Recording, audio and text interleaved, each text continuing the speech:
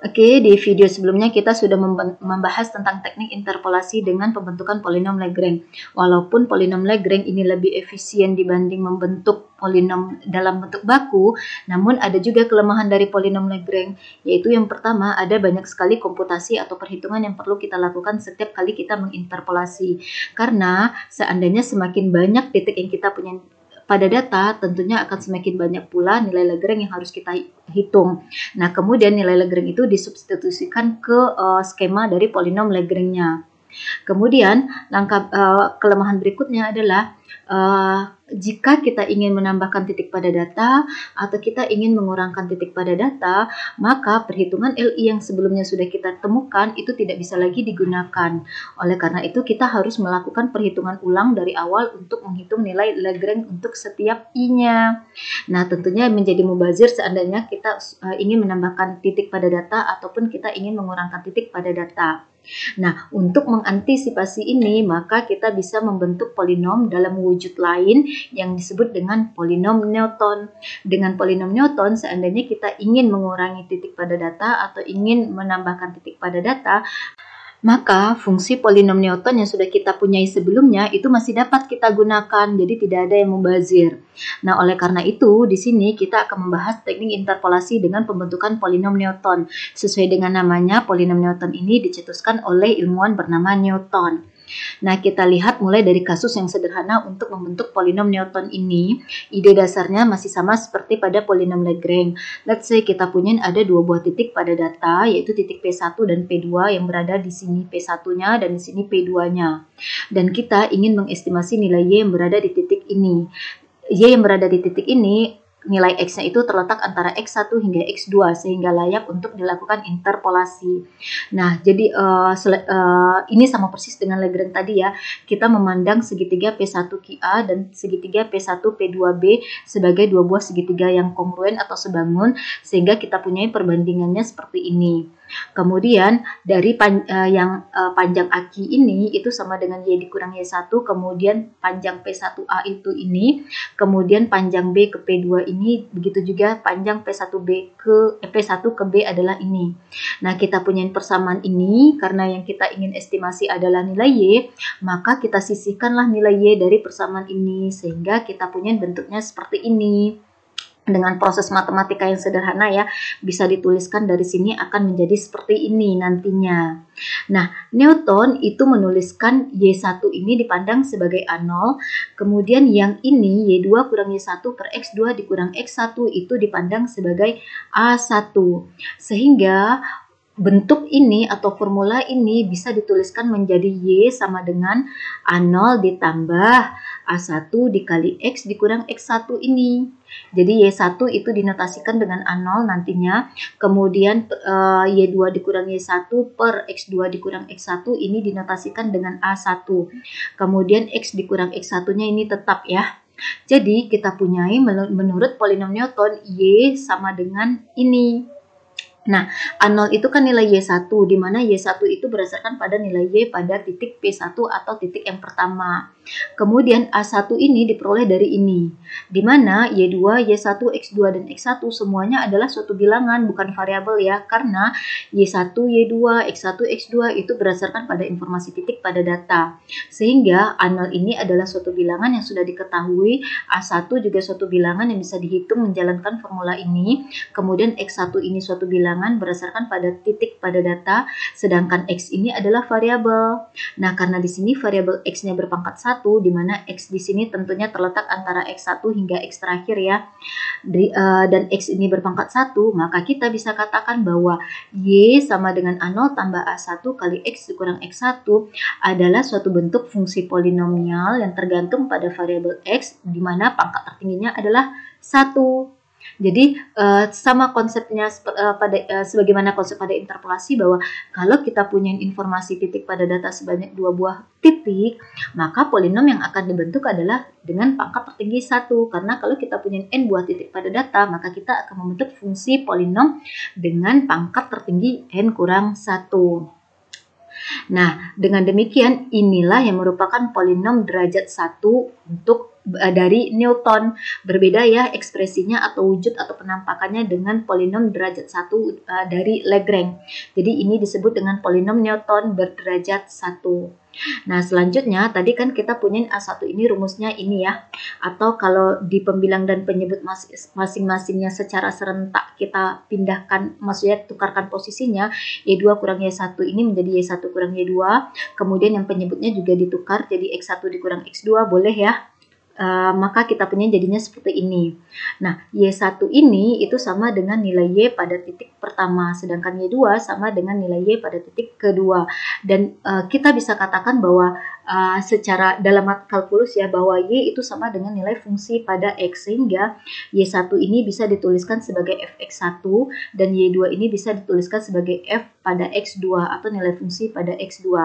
Penyebutnya tetap ya. Nah, selanjutnya ekspresi ini dalam polinom Newton itu disebut dengan divided differences. Kemudian yang ekspresi ini itu sederhananya dituliskan dalam bentuk seperti ini. F kurung siku X1, X2, di mana ini dibaca dengan nilai divided differences pertama antara X1 dan X2. Oke, jadi ini baru untuk kasus yang sederhana dalam polinom Newton. Nah, nanti tahapan pembentukan polinom Newton secara umum adalah secara rekursif. Artinya, untuk membentuk fungsi polinom Newton yang kedua, kita akan bergerak dari polinom Newton berderajat 1 ditambah dengan ada suku lainnya nantinya. Nah, kita lihat formulanya sebagai berikut. Oke, jadi tahapan dasar dalam pembentukan polinom Newton adalah kita bentuk dulu suatu fungsi polinom dengan derajat tertinggi 0, di mana P0x ini atau polinom dengan derajat tertingginya 0 itu adalah berarti suatu konstanta ya, di mana konstanta itu adalah sama dengan nilai A0, di mana A0 ini berasal dari nilai Y pada titik pertama pada data. Oke, kemudian tahapan rekurensinya atau tahapan rekursifnya adalah bahwa fungsi polinom berderajat n itu sama dengan fungsi polinom derajat n kurang 1 ditambah ini. Oke, jadi dia dikatakan rekursif karena untuk membentuk fungsi polinom Newton berderajat n, maka kita harus tahu dulu ekspresi fungsi polinom berderajat n kurang 1. Kemudian ditambah dengan suku ini, yang menunjukkan bahwa ini perkalian ya, an dikali ini, dikali ini, dikali ini. Dimana jika kita bicara tentang polinom berderajat tertinggi n, maka di sini harus sampai an pula indeksnya. Kemudian an ini dikalikan dengan x kurang x1 kali x dikurang x2 hingga x dikurang xn, di mana jika di sini indeksnya n, maka di sini juga berakhir dengan indeks n. Nah, lebih jelasnya kita lihat penjabarannya.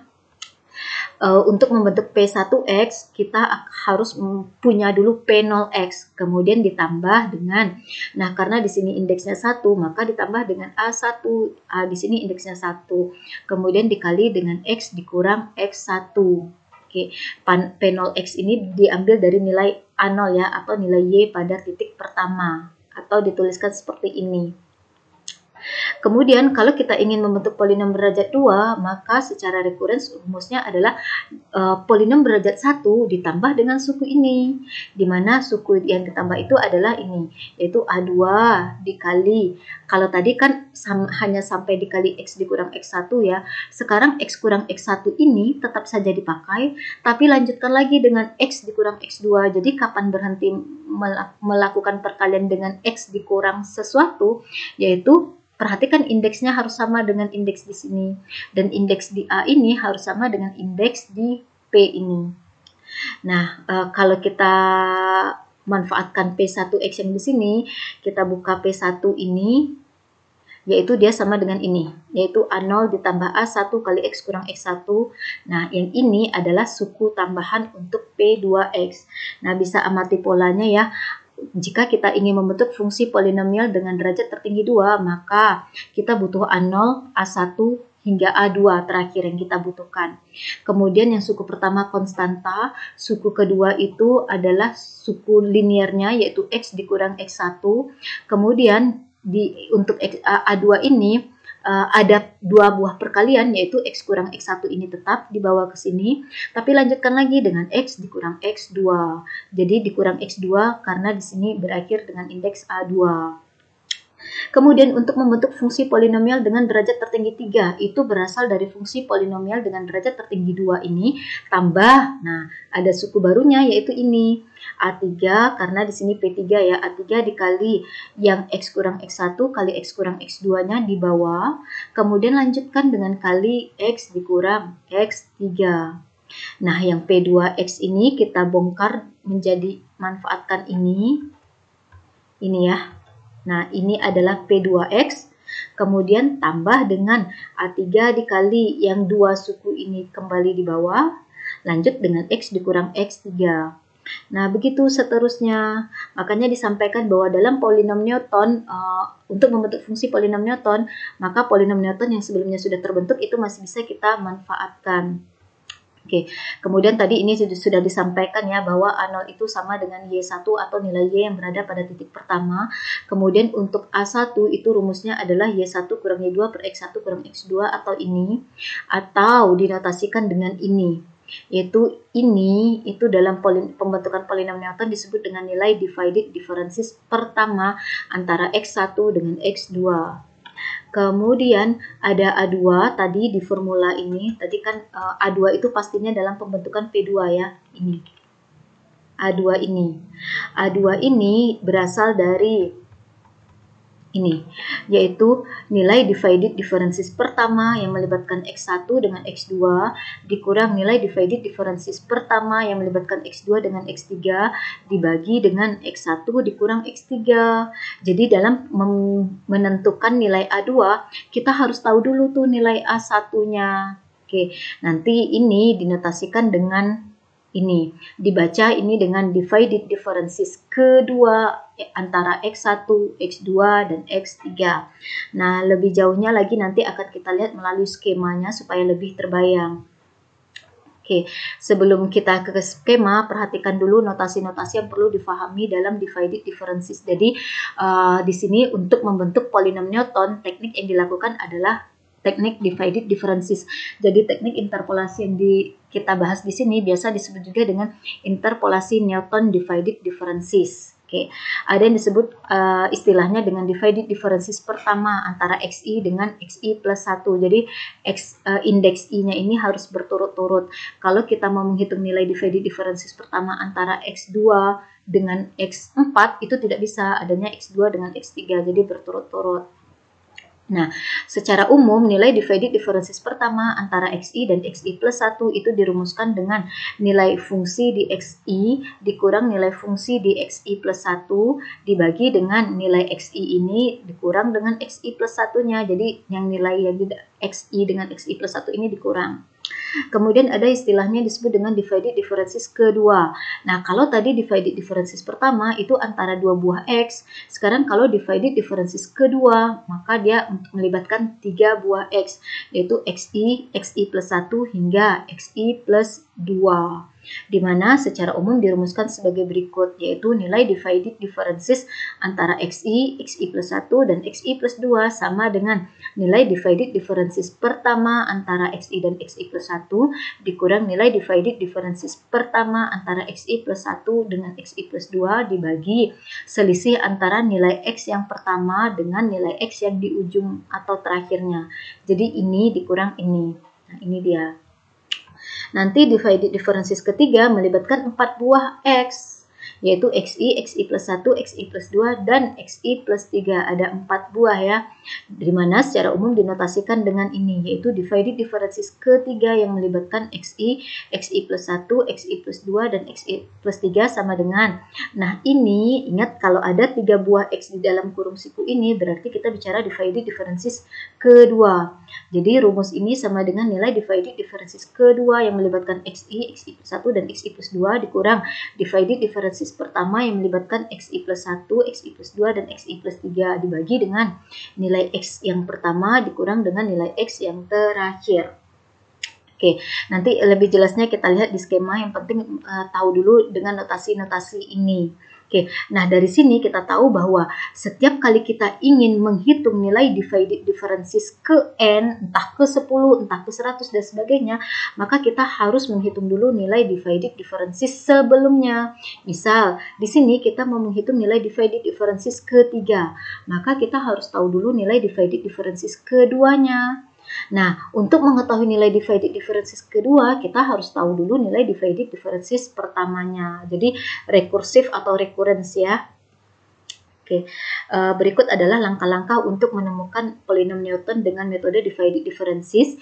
Yang pertama, asumsikan misalnya kita punya ada n buah titik pada data, maka kita harus menghitung nilai divided differences sebanyak n kurang 1, yaitu mulai dari divided differences ke 1 hingga nilai divided differences ke n kurang 1. Jadi, kalau kita punya misalnya 20 buah titik pada data, maka kita harus menghitung nilai divided differences hingga ke 19, mulai dari divided differences pertama. Oke, langkah berikutnya adalah kita bentuklah polinom Newton berderajat n kurang 1. Jadi konsep interpolasi sama, tidak berubah, yaitu setiap kali kita memiliki n buah titik, maka kita harus membentuk fungsi polinom dengan derajat tertinggi n kurang 1. Namun wujud polinomnya yang berbeda-beda. Di sini kita membahas dengan polinom Newton, di mana bentuk umum dari polinom Newton derajat n kurang 1 adalah seperti ini, yaitu A0 ditambah A1 kali X kurang 1 tambah A2 kali X kurang 1 kali X kurang X2 ditambah seterusnya hingga ditambah AN kurang 1 dikali ini hingga dikali dengan X dikurang XN dikurang 1. Jadi kalau polinomnya berpangkat 10, maka di sini akan berhenti dengan A10. Kemudian perkalian ini juga akan berhenti di X dikurang X10. Oke, jadi ini adalah bentuk umum dari polinom Newton dan berbeda dengan bentuk umum dari polinom Lagrange. Nah, untuk lebih jelas lagi bagaimana skema divided differences untuk membentuk fungsi polinom Newton, kita bahas di video terpisah.